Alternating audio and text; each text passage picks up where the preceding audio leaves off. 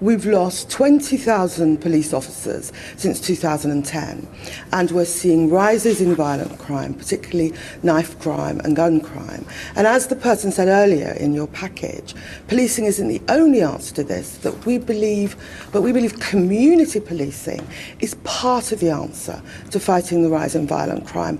As to how we'll fund it, if you reverse the Tory cuts in capital gains tax, you save over £2 billion, and that is more than enough to fund the 10,000 policemen.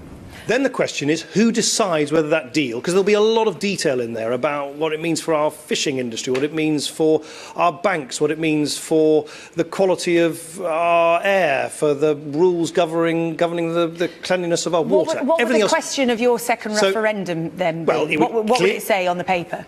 Very simple. Do you accept this deal, or do you want to stay in the European Union? But here's the point.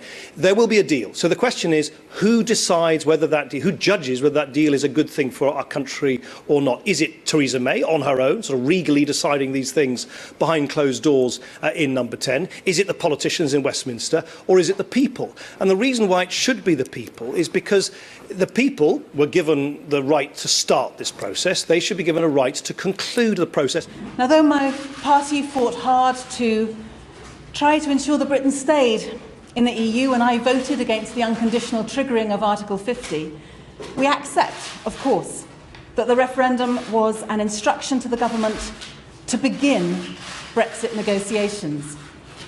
We do not accept, however, that the decision should be irreversible. The referendum should be the start, not the end, of the democratic process.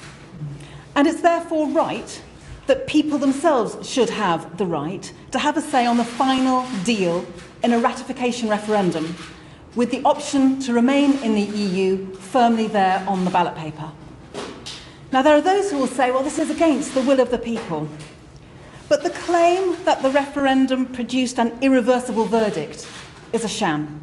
It was an indication from the very detailed briefing that we've seen in the German newspapers repeated here that actually the talks on Brexit are